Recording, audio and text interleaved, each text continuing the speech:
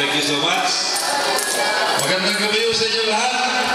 Magandang gabi dito sa Barangay Merville. Magandang gabi sa South Admiral Village.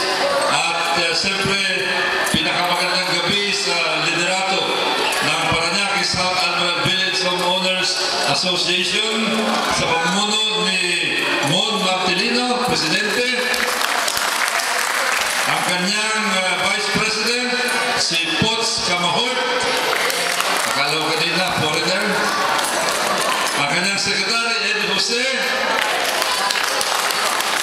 Treasurer, Miren Eliazar.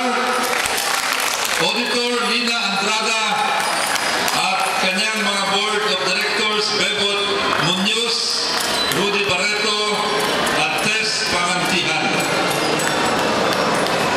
At siyempre, binabati natin ang ina ng ating barangay Merville, ang inyong minamahal at minamahal din nating lahat, ang ating kapitana Glo Gutierrez at ang kanyang mga kagawad na nandito po si kagawad Joel Dairit, kagawad Dante Mendoza, kagawad Alice Benson, at siyempre si kagawad June Galang. Sana po wala akong nakalimutan at baka may nagtatago yung kagawad dito. At meron tayong bisitang kagawad mula po sa barangay San Antonio na si Ray Siruano. Binabati ko din po ang mga bisita natin kagawad na narinig nyo na.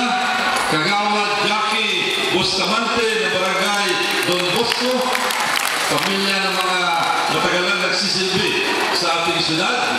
At isang batang-bata at magaling na abogado mula po sa kabila ng South Superhighway. Yan ay anak ng isang napaka-bantog na barangay captain, si barangay captain Singson, at walang iba kundi si attorney Maitor Singson, kagawad po sa barangay San Martin de Porres. Marami pa tayo ibang mga bisita rito, kaya niyong batiin ko at i-acknowledge yung mga tao na nagpapadagdag sa ating kasayahan at kasiyahan ngayong araw na ito. Andito po sila, kanina pa sila nagpe-perform, kanina pa sila nag-iikot. Andito po ang Parañaque Raiders Club of the Philippines sa pamumuno ni Eduardo Madeja. Sila po yung mga nagmumotorsiklo na kanina pa ikot na ikot para ipaalam sa buong barangay na mayroong importanteng event na nangyayari dito ngayong gabi ito. Andito din ang ating ati-atihan group. Andito po sila ang dinala ng ating bisita na si Kagawad Ray Siruano ng barangay San Antonio. Palakpakan po natin sila. At meron tayo mga bisita na talagang nagdadala ng musika at sayaw sa atin ngayong araw ito. Unang-una, binabati natin at pinapakilala ko ulit sa inyo mula po sa Baclaran. Ito mga batang-batang, mga elementary school students pa lamang, pero napakagaling na at kilalang-kilala na dito sa 2nd District ng Parañaque. Taon-taon ay nasa bahay sila. Tuwing bisperas ng Pasko doon sa amin, ang drum and lyre group ng Baclaran Elementary School Central. Nandiyan po sila. At mula naman sa ating distrito din, sa ating pinakamalaking National High School, mula po sa Dr. Arcadio Santos National High School, ang drum and lyre band ng Dr. Arcadio Santos National High School. Nandun po sila, kilalang-kilala, hindi lamang sa 2nd District, kundi hanggang doon sa 1st District. In fact, kahapon, nandun sila sa De La Huerta noong piyesta ng San Nicolas. Palakpakan natin ulit ang drum and lyre band ng Dr. Arcadio Santos National High School. At of course, alam nyo, sa aking mga blessing, ang parating SOP, dalawa ang banda. Mula po sa Dr. Arcadio Santos National High School at mula sa Baclaran Elementary School Central. Pero sa kauna-unahang pagkakataon, sa dinami-dami, sa daan-daan ng mga blessing ko, ng mga iba-ibang proyekto, mula nung ako'y magsimula bilang congressman, 3 banda ang aking idinala sapagkat alam ko na napaka-espesyal nitong South Admiral. Kaya andito po ngayon, mula po sa Parañaque National High School, ang drum and lyre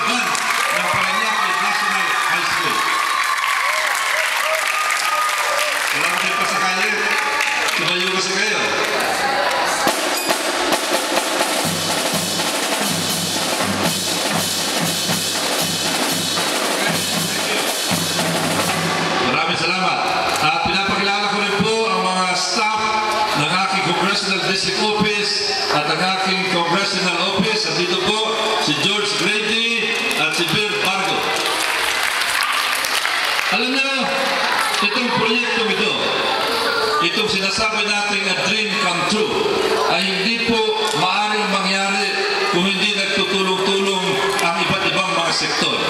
Una, ako po nagpapasalamat sa ating Mayor June Bernabe, 10 na kanyang mga kasama sa City Hall, sapagkat full support siya sa aking mga proyekto. Alam niyo, ang proyekto ng isang congressman ay mahirap po ipatupad kung hindi nagkakaroon ng magandang pagsasamahan at magandang kooperasyon ang mayor at ang congressman. At kayo naman ang saksi dito. Wala pong problema, ang mayor at ang congressman nagkakaisa para sa kaunlaran ng siyudad ng Parañaque. Kaya palakpakan natin at pasalamatan natin ang ating Mayor June Bernabe. At siyempre, umaalala dyan ang ating batang-batang konsihal Benjo Bernabe, na kung medyo nahirapan tayo ay ginagamit natin siyang tulay para sa City Hall. Palakpakan po natin konsihal Benjo Bernabe. At kasama din dyan sa pagpapatupad ng isang national project ang kooperasyon at suporta ng ating barangay. At dito po, wala akong masasabi, wala akong maireklamo sapagkat dito po sa barangay Merville, napakadali para sa akin na magpatupad ng maraming mga proyekto ko na rito. Pagpapasimento ng kale, katulad ng Moonwalk Merville Access Road, pagpapagawa ng mga naunang gulisiyong dito, at iba pa mga proyekto. Kaya ako nagpapasalamat sa pamunuan ng barangay Merville sa pamumuno ng ating kapitana Glo Gutierrez, kasama ang kanyang mga kagawad. And of course, siyempre, meron din kailangang kooperasyon at tulong mula naman sa Homeowners Association. Kaya andyan po yung tatlong sektor na yan na kailangan tumulong sa congressman sa pagpapatupad ng kanyang proyekto. Kaya sa harapan ninyo, ako'y muling nagpapasalamat sa inyong pamunuan dito sa inyong Homeowners Association sa South Admiral. At yan walang iba, kundi Simon Martilino, kasama iba pang mga opisyal. At siyempre, kinikilala ko rin ang tulong ni Kagawad June Galang. Kasi siyempre, siya ang naging tulay. In fact, nung kami ay unang mag-meeting ng pamunuan ng Homeowners Association dito, kasama po si Kagawad June Galang. Itong proyekto ito ay proyekto na pagbabalik ng pera na inyong binabayad bilang taxes. Hindi po ito pera galing kay Congressman Goles. Ako po'y naging tulay lamang sa pamamagitan ng pondo na ipinagkatiwala sa akin bilang congressman. Kaya dapat magpasalamat kayo sa inyong sarili sapagkat nagbabayad kayo ng taxes at binabalik itong taxes na ito. At pag pinag-uusapan natin ang taxes na ito, hindi lamang po income tax pagdating sa national government. Pati po kahit sino basta bumibili ng mga produkto na meron pong kontribusyon sa ating national government. Kaya lahat po ay dapat makinabang sa ganitong mga proyekto na ito. Itong Coliseum, katulad na nakita nyo, ito ay Coliseum number 54. Ang ibig sabihin, mahigit ng 50 ang Coliseum na ating naipagawa at meron pang mga susunod dyan. Kaya nga, ako'y nagpapasalamat sapagkat ang Department of Public Works ay kinilala po ang inyong congressman sa 2nd District ng Parañaque na siyang nagpagawa ng pinakamaraming covered courts, hindi lamang sa Metro Manila, kundi po sa buong Pilipinas. At katunayan itong disenyo na ito po'y pinag-aaralan na at pinag-aaralan na ng mga ibang congressmen, mga ibang gobernador, para gayahin at ginagaya na sa mga ibang lugar. Noong una, wala tayo nababalitaan ng mga covered courts na nilalagyan ng bubong yung mga campus ng mga eskwelahan. Noong una, walang mga ganito klase mga covered courts sa sulok-sulok. Dati, ang isang covered court ay para sa barangay lamang.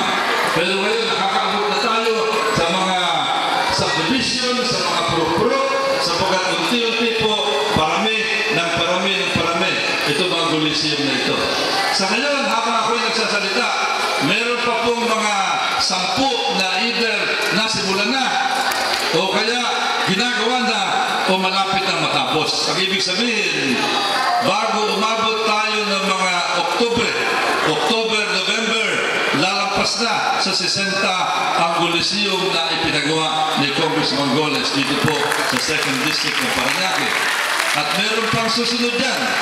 Meron pa tayo nilalang pondo para sa mga 6-7 pang mga Coliseum para sa mga ibang lugar na matagal na pong nakalista doon sa aking listahan.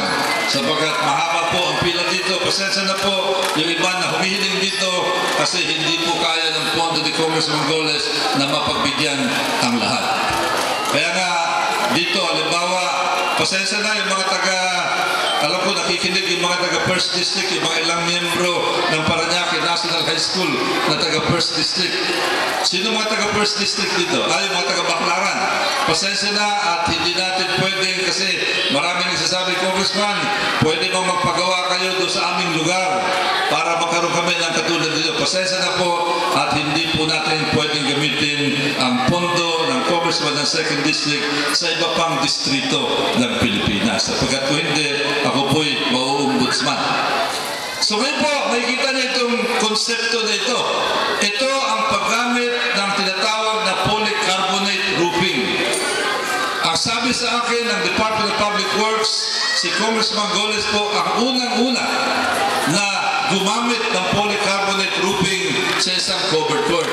Dati noon, GI sheet o kaya ibang klase mga metal, ito po'y na-inspire nang nakita kong mga bubong doon sa Ayala Town Center at doon sa Disneyland.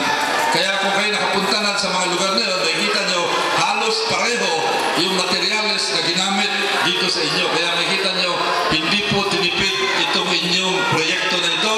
Kaya kung ano ang ginamit at ideya doon sa Ayala Town Center at doon sa Disneyland, yan din ang ginamit dito po sa inyong Coliseum sa South Admiral at iba pa mga Coliseum sa buong 2nd District ng Parañaque.